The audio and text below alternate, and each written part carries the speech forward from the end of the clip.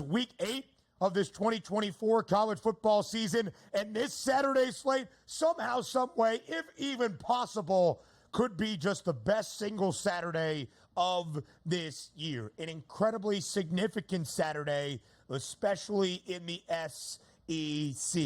It is 1 versus 5. Number 1, Texas. Number 5, Georgia.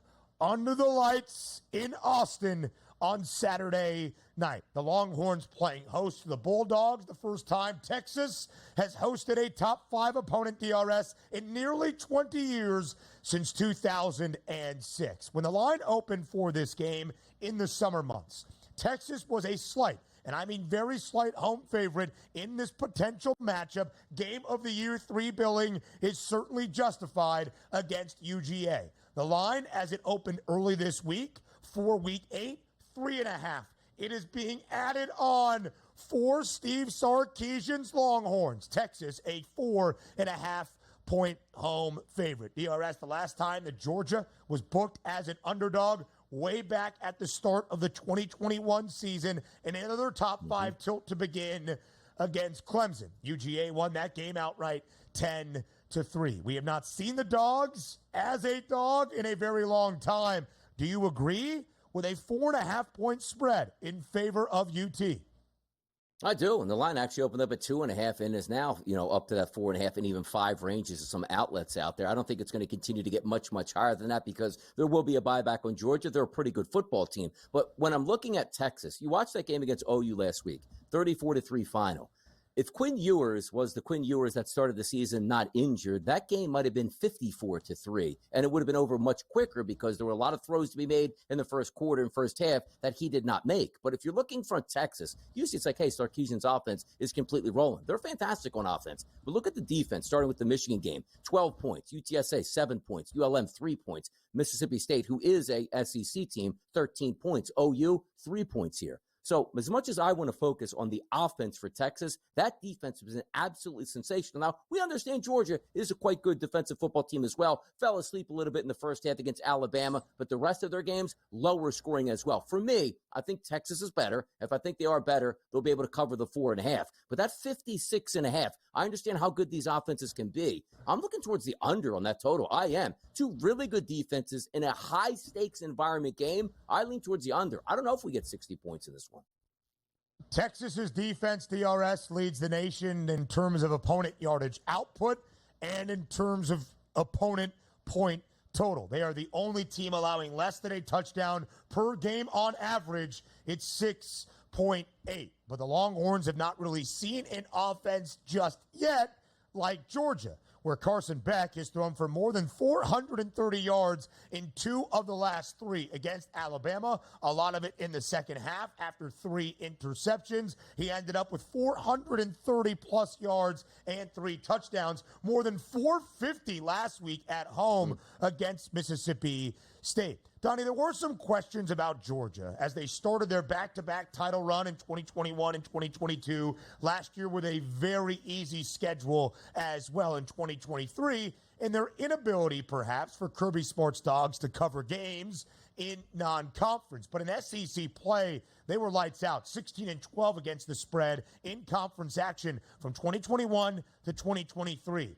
They have not covered so far in 4 tries, 0-4 against the spread for Georgia so far this year in SEC action. It has not been a great recipe for the Dogs just yet. Texas, meanwhile, a favorite in every game this year. They are 5-1 against the number. A huge spot for Quinn Ewers, who threw for less than 200 last week. A quarterback matchup, DRS, as you look at the NFL draft odds for this upcoming April between the 2 guys that are co-favorites right now to be that number 1 overall pick. Beck at 6-1, Ewers at 6-1 as well.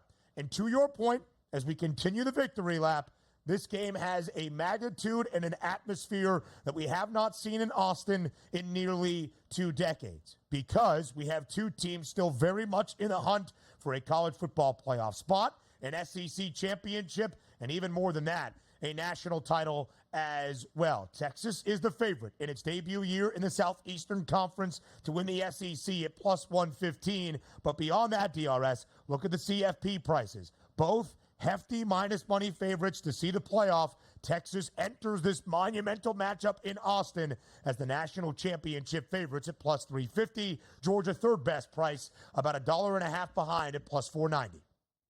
This will be one of those games where you say, okay, Georgia went to Alabama, had the lead late, lost that game, even having a massive comeback. Okay, they got one loss. They can still get into the national championship picture if they win their way out. This is really going to test the boundaries of can a two-loss team actually get in, because that Georgia game, that wasn't in Georgia. That's in Alabama. That's a tough place to play against a top-ranked opponent. Now you're going to go into Texas against the number one team. Well, let's just say, Ben, it's a fantastic game all the way through.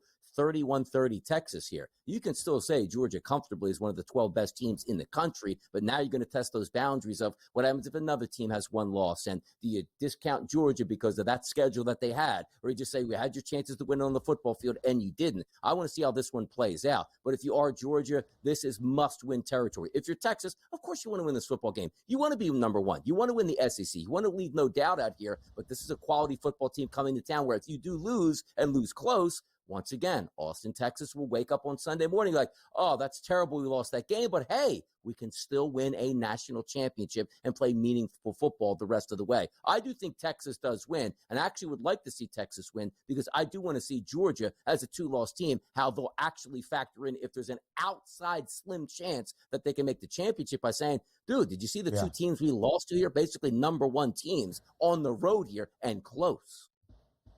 Yeah, Donnie, you bring up a great point. I don't even think a second loss on Saturday eliminates Georgia from college football playoff contention. It should not. It more than likely will not. Does it make the margin of error the rest of the way, still with Ole Miss and Tennessee on the docket, that much more slim?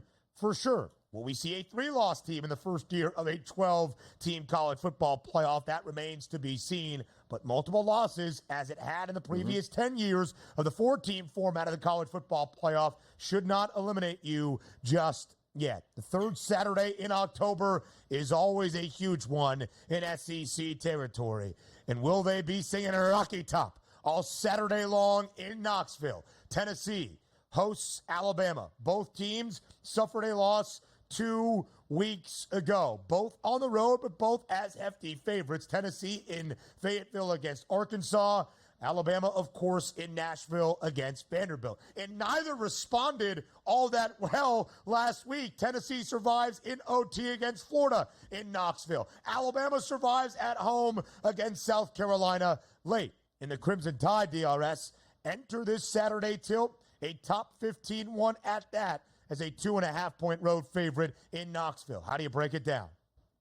We used to say like all gas, no brakes here, but basically it's been all brakes for the Tennessee offense the past couple weeks. 25 points against OU, 14 versus Arkansas, 23 in overtime against the Florida Gators. Alabama seemingly sleepwalking through their past 2 weeks here, taking a loss to Vanderbilt, which is unheard of down in Alabama, Tuscaloosa territory. Then South Carolina, 27-25, or quite frankly, there were multiple chances for South Carolina to win that football game even late here. I don't know what I'm getting out of these two football teams, but I know they're not playing their best football. 56.5 in this game, Ben, the way these two teams are playing in this important game, same thing as I just told you about Texas, Georgia. I'm going under. I don't think we get 60 points in this game. I don't.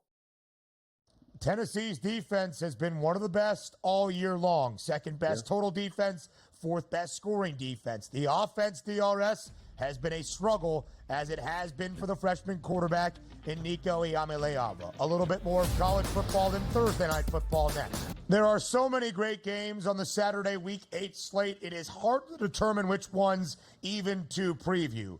But we could not leave this one out for our very own Miami backer. That is Donnie Rightside. The Canes on the road in Louisville, Kentucky, in the noon Eastern window on Saturday. Miami off a bye and a perfect 6-0 start. Just a 4.5-point favorite against the Cards on Saturday. 61.5 is the total. DRS expected to be close. Just how close do you expect it to be? I think it is going to be close here. I still would take Miami with the minus 4.5 points, but I feel more comfortable with that 61.5. I've been going under on the previous two breakdowns. I think this one does go over. Miami rested and ready for this one. We know that offense is going to put up a lot of points, but also we know this defense is capable of giving up a lot of points. 38 points to Cal, 34 points to Virginia Tech, which if they didn't overturn that final play, they would give up 40 points to Virginia Tech. So I think both of these football teams will move the football. If you're looking at, prop bets for Cam Ward, absolutely. He's still going to be in the Heisman race after this game. I think they win. I think this game goes over the total. But if you're saying confidence meter, I'd rather go over 61.5 than lay the 4.5. Yeah, I would agree with that, DRS. I think we see some offense, a matchup of two very experienced and solid collegiate quarterbacks. Cam Ward, of course, for Miami. He has thrown for at least 304 yards in all 6 tilts for the Hurricanes this season. Tyler Shuck for Louisville, not bad on the either side. How good will the Cardinals be under Jeff Brom, who is good at pulling upsets? Go back to his days at Purdue. As an underdog, though, for Louisville, just twice, which is kind of crazy to say. Both against Notre Dame, an outright win a year ago, a non-cover just a couple of weeks ago in South Bend. Miami unable to cover in its last 2 games, of course, as a double-digit favorite in ACC play, both at home against Va Tech and on the road a couple of Saturday nights ago in Berkeley.